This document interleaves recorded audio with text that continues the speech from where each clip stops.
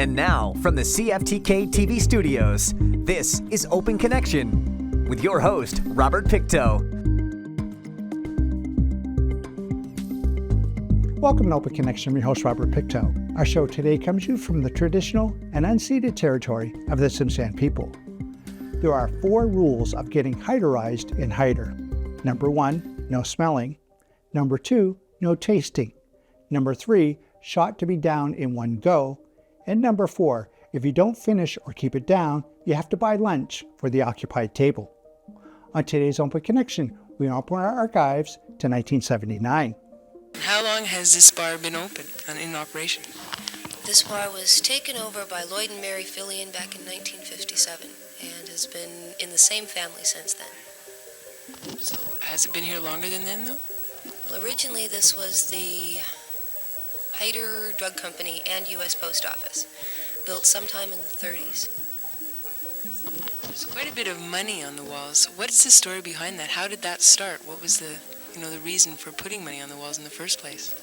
Okay, back in the 57 when Lloyd opened the bar, he put his last 20 on the wall and said, "I hope this place makes it," with his name on it, and people started adding to it. And in the Yukon, it was, rumor has it, people would put their money on the wall when they went out prospecting. So make or break, they had $1 when they came back. For their last drink. For their last drink, make it or break it, they had a beer. I see. So what is the history of Hyder itself? How long has Hyder been here? Hyder was a boom town in the 20s. The boom didn't pay out and everything closed down. Reopened in about the 40s and the 50s. The gold pretty much has panned out and they went to copper. Well, the copper mine closed down about June of 78 and is scheduled to reopen mid-1980. Okay, how much money do you think is up on the walls? I have no idea. None. Well, you can get a beer or a drink at any old bar or lounge. That's not what's so unique about Hyder. What makes it unique, and what you can't do anywhere else, is get Hyderized. And Carolyn plays a big part in that also. What's Hyderized? I found out the hard way. So tell me, what is getting Hyderized? Getting Hyderized is a free drink on the house. But what is the free drink? Well, that's a secret. Right. Okay, let's do it. I'm ready. All right. What I have here for you is a water chaser. What I have here is your free drink on the house. However, you may not taste it or smell it first. You have to belt her straight back, one time, one try only, or buy a round for the house. Right. Now then, before the house few gets people in the fuller, house. Hey, could get fuller. May I suggest you do this on the count of 3?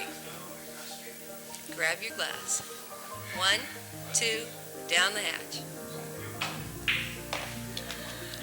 Here, drink your water.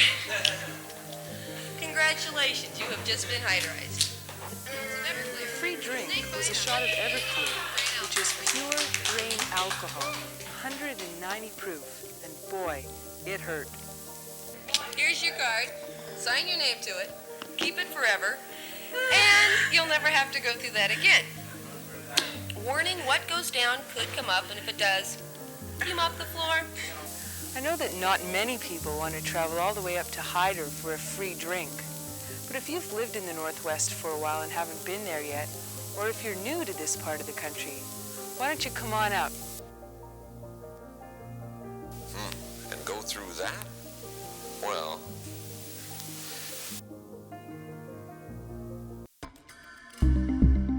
Open Connection will be right back after these messages. And now, from the CFTK-TV studios, this is Open Connection with your host, Robert Pictou. Thank you for staying with us. There are a number of ways in which geese may cause damage or danger to people at airports. Canada geese can be a significant safety threat to aircraft, creating dangerous takeoff and landing conditions, and most airports conduct active hazing programs to reduce this possibility. Let us return to the archives to discover what Bronze Island residents think about Canada geese. Residents of Bronze Island want to see a sanctuary made out of their area, and about 82% of them have signed a petition, now on its way to the Canadian Wildlife Service in Ottawa. According to the residents, the problem is hunters, when migratory Canadian geese rest up on Bronze Island and surrounding areas every fall. The island, Frank's Field near the Northwest Community College, and various farmers' fields on Graham Avenue in Terrace are common staging stops for the geese, making them easy prey. Diana Penner was the instigator of the petition. She says hunters can find geese in numerous other places, and they don't have to pick them off on Bronze Island. Meanwhile, Wildlife Conservation Officer Dave Crack has forwarded the petition, along with his recommendations in favor of a sanctuary. But because Bronze Island is outside of Terrace municipal limits, shooting is allowed, and hunting the birds is perfectly legal. The geese that come there in the spring are migrating north, and they stop there to rest and feed on the green grass and so on, and build up their energy reserves for the flight north to their nesting grounds. On the flight south in the fall, they do the same thing, to rest and build up their reserves for their flight down to wherever they go in the winter, Vancouver Island, Vancouver, even down into Washington State and even farther south. These areas similar to this that birds use for that purpose are known as staging areas, and it's a spot where they can rest and feed up. What type of problems are these residents saying that they're having down there with these birds? Okay, the problem is that within the district of Terrace there is a bylaw prohibiting the discharge of firearms. Unfortunately, Bronze Island is outside of the district of Terrace, and the district boundaries follow along the high water mark of the Skeena. So as long as a person is outside of the district boundaries and below the high water mark of the Skeena, he can shoot all he likes, provided he is outside of a no-shooting area, such as the quarter-mile closure along Highway 25 and Highway 16, or he is not hunting on private property without the landowner's permission. Now, in the case out at Bronze Island, the hunters are staying below the high water mark, so they're not within the district of Terrace. They're, in a few cases, have received permission from landowners on Bronze Island, one or two landowners on Bronze Island, to hunt on the people's land, or they are staying just outside of any private property and are quite legal in shooting. Unfortunately, this is disturbing the birds. They're not making full use of this staging area as they could do, and they won't be in as good a condition to fly south as they would in most years. The residents of Bronze Island have become very used to seeing the geese twice a year, and according to Diana Penner, the residents want to keep the geese safe, and they want to continue playing host to the birds. So one day when she heard gunfire, she decided to do something to secure the future of the staging grounds on Bronze Island. October the 31st, I went down to the Fish and Wildlife office after having heard a gunshot the night before in inquiry as to whether or not there was anything being done regarding the particular shooting of the geese. And Fish and Wildlife informed me that nothing could be done until the residents actually voiced their opinions in the form of a petition or something to that effect. After that, I did have a petition drawn up, and I went door to door to the residents and had them sign it. During the next 4 days, I got 82% of the residents to sign, and couldn't get a hold of the others because they weren't home or whatever. I did continue to try, but... What was the petition saying? Just specifically that we wish to stop the shooting of the geese, and that we would like the area made into a refuge area, an official refuge area. So is this then an environmental issue? Do you feel that there aren't enough geese, or is it also aesthetics? You want the geese around because you like watching them? We want the geese around because they've been there for the last 14 years, and we don't feel that they should be, stopped just because somebody wants to come along and take advantage of a situation, which is in fact what's happening, because the geese are flying very low when they leave. They're only flying a quarter mile to the other side of the river, and people are...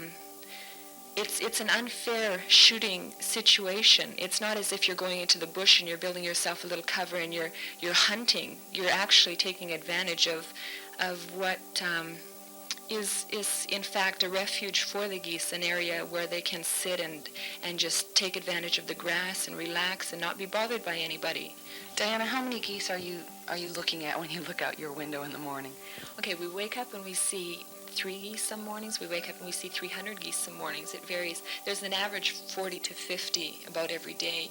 They've been staying longer and longer every year. I guess they've become more trusting, and they just find that they are in a situation where they can have what they want and not have to worry about anything. So throughout the last few years, they have been more geese and they have been staying longer.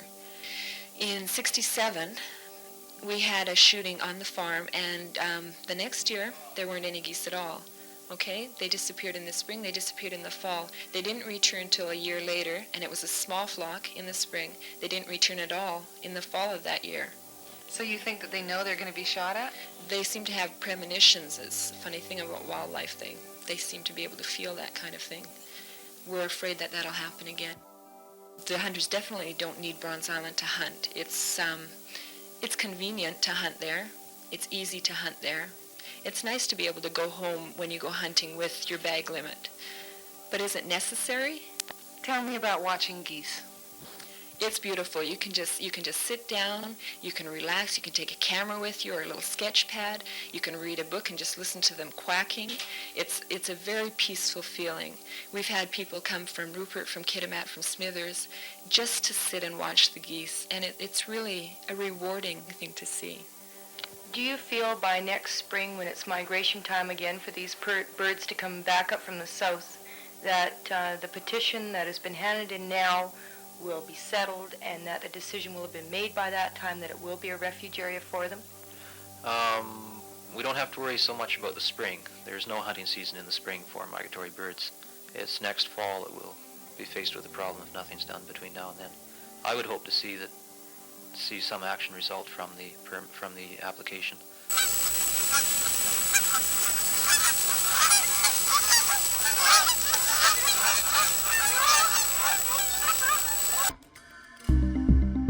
Open Connection will be right back after these messages.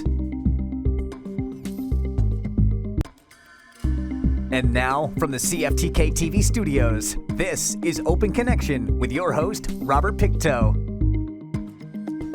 Welcome back to Open Connection. The first known Elvis impersonator was a young man named Carl Cheesy Nelson from Texarkana, Arkansas, who in 1954 built up a local following on WLAC radio, the same year he performed with Elvis.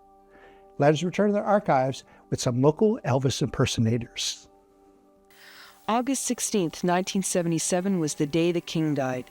Elvis Presley, the king of rock and roll. He was a legend in his own time, and even after his death, that legend lives on.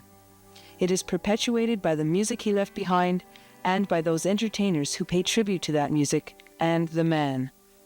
3 of those entertainers made their way to the Pacific Northwest recently with their unique trilogy of Elvis. Their show recreates the magic of Elvis the performer at 3 of the major phases of his life and his career. Tim Hilliard is Elvis, the young, raunchy singer of the 50s. I'm living down, baby.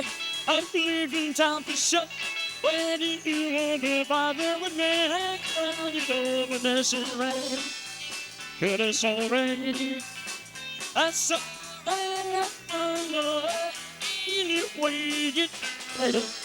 Warren Brown portrays Elvis in the 60s, the maturing superstar who made movies his fans still love.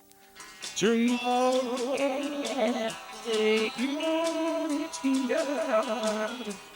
now or never, my love.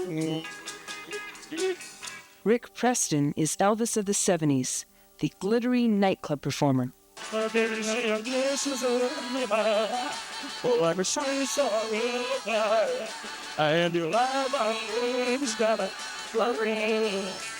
The idea for the trilogy was conceived by Les Bode a long time ago, but he actually, I guess, brought it to be in Nashville when he seen my act, and he said that he approached me on the idea of being the early Elvis, said that if I would agree with it, he would go and find the other 2.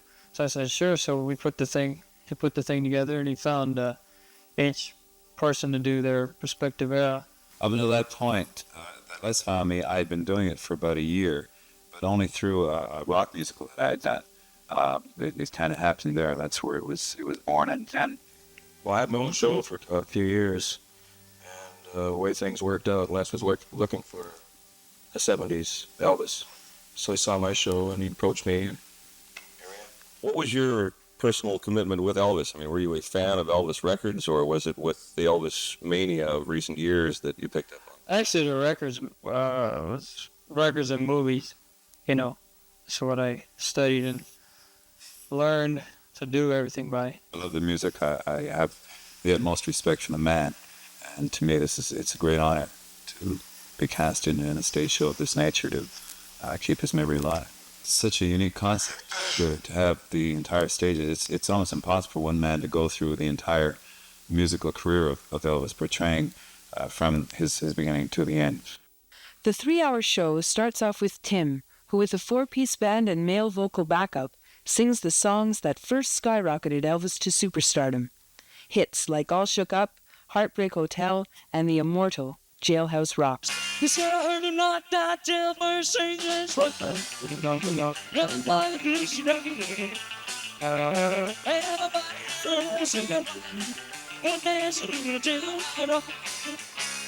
Never playing in the saxophone. Little toe blowing looks like trombone. Trombones and alligator brass boom bang. Hang with them saxon on a purple day.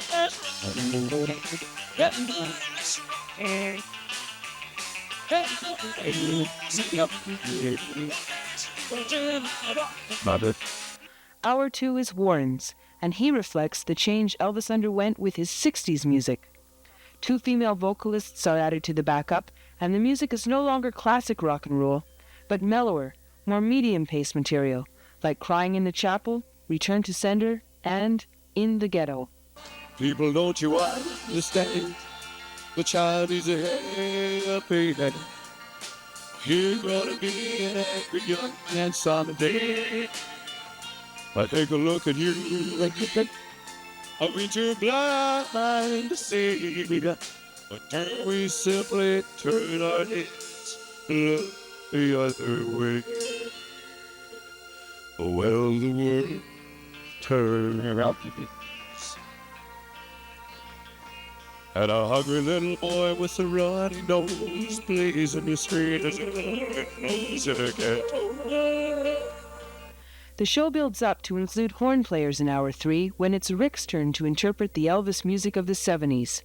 This part of his career is characterized by his return to flashy live appearances and music like Suspicious Minds, Burning Love, and My Way. Oh, yes, there were times I'm sure you knew when I'm in love. Oh, I can see but through it all, but there's how I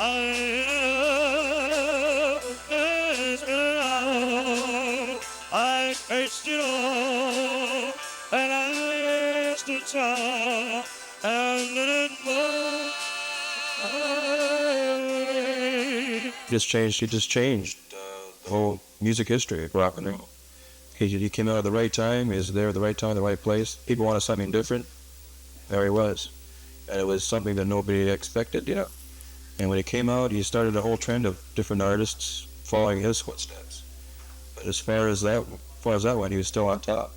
Like there's levels, right, of entertainers like, say, Frank Sinatra, Barbra Streisand, or Wayne Newton. They're on the top level, but then there's one more. That's Elvis. He's on the very top, and nobody can come close to him. I think anytime you have a man that's had such an impact on the world of music, and it's like with a lot of artists, especially painters. Painters aren't really recognized until that their works become very expensive. They amass fortunes, after life is finished. But in his case, he had such an impact on the musical world, and then after his death, people just haven't found a replacement for him. 23 years after his appearance on the music scene, and more than 2 years after his death, the magic of Elvis Presley has not diminished in any way. In fact, it seems just the opposite is happening. There is a resurgence of interest in the man whose importance to rock and roll cannot be overstated. And Tim, Warren, and Rick are helping to keep his memory alive. Open Connection will be right back after these messages. And now, from the CFTK-TV studios, this is Open Connection with your host, Robert Pictou. A paragon of strength and masculine virility, the storm god Thor is the fiercest of Norse deities. Among his many abilities, Thor commanded storms and rain and brought lightning and thunder. In this final segment of Open Connection, we return to the archives with Thor at the Kitimat Hotel. There's a super god in our midst, stronger than Superman, wilier than Spider-Man, and prettier than the Hulk. Thor, the god of thunder, has arrived. For the past 2 weeks, he was at Bogey's Cabaret in Prince Rupert and packed the house pretty well every night. Now he's at the Kitimat Hotel and promises quite the show for the night crowd. Not just your ordinary new wave rock and roll band, Thor has a gimmick that few, if any, can compete with. The lead singer, John Michael Thor, is a bodybuilder. He was also Mr. Canada, Mr. USA, and Mr. Teen America. Now at the ripe old age of 25, he's broken the international music market with tours through the United States and Canada. The band includes guitarists Frank Bone and John Tonin, as well as drummer Mike Root, and they're solid with their rock sound. As a matter of fact, they're good. But when Thor hits the stage, he takes over the limelight. The music is power, and so is Thor, and he proves it by bending a steel bar in his teeth, or by blowing up a hot water bottle until it explodes. That's for real. Made in Canada. 5-year guaranteed. I just want to say I got this at Northern Drugs.